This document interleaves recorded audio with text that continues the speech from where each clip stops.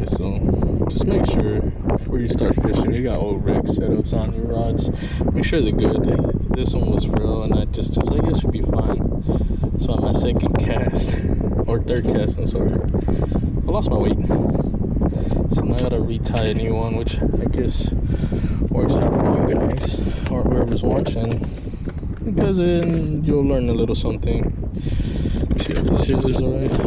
Probably stay. It'll be fine. So I like having a swivel straight into my main line.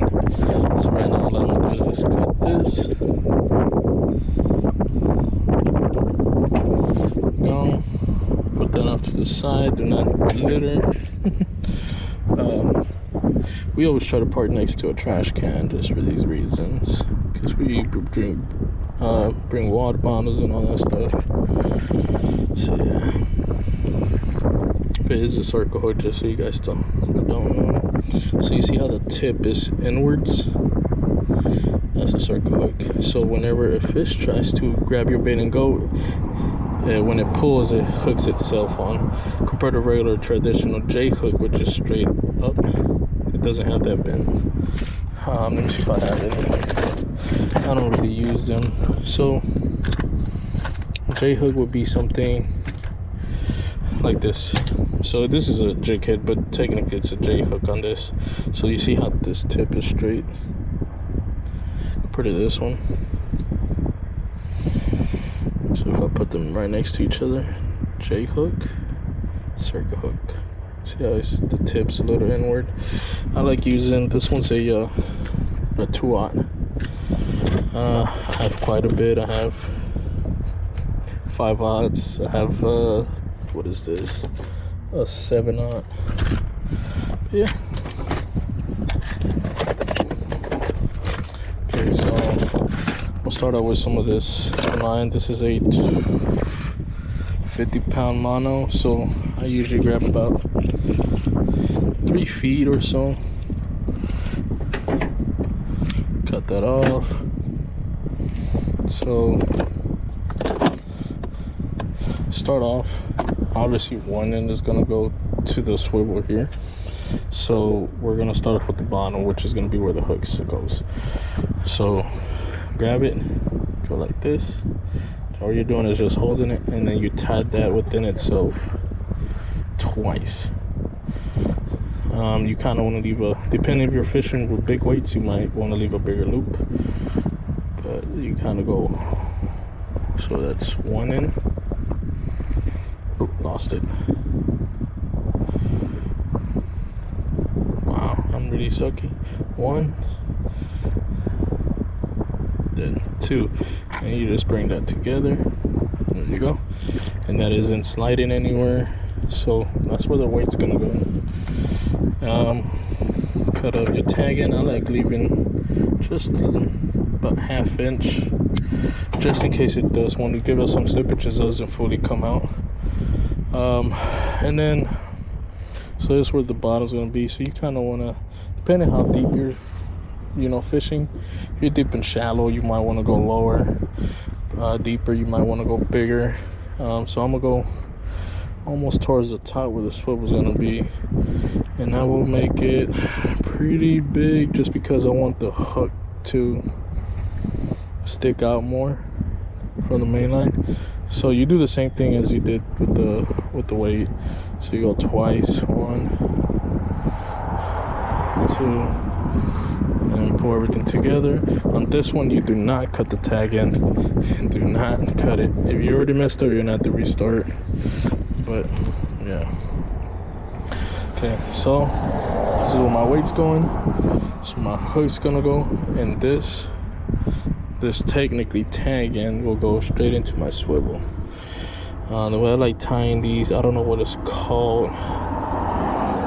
Quench knot, I think that's what it's called. So you go loop it around the eye of the swivel. You loop it around 7 to 8 times on itself. So that's 1, 2, 3, 4, 5, 6, 7, 8, and then oh shoot.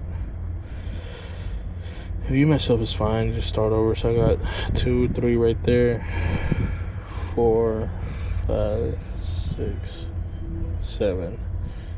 And then you throw the tag in back in through the initial loop that you started by the eye, and then pull everything together. And you want to either get a little wet, either water or just wet it with your tongue, spit on it or something. And you bring everything together.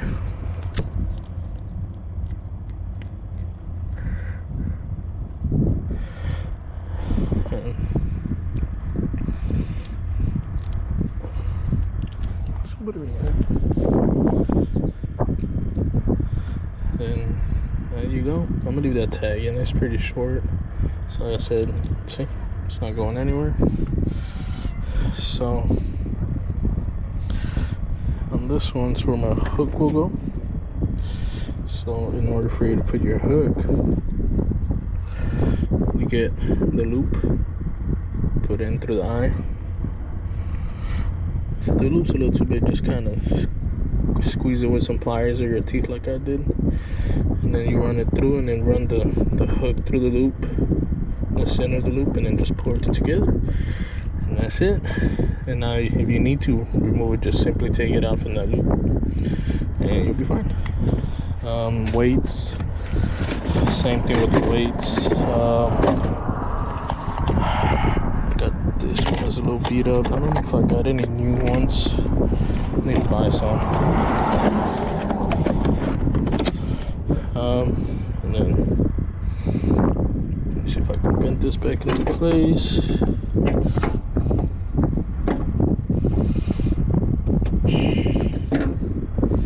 Great. Oh, yeah, there it goes. Okay, so same thing with this. You get the loop, throw it in, and then you open the loop and toss the weight through it and pull. There you go. Now you could change it off, so whenever you guys are either going home, packing up or something, there's some crabs here. Oh man, that stink. But you could just take it off for transportation, whatever you guys want to switch the weights, whatever you guys want to do. But yeah.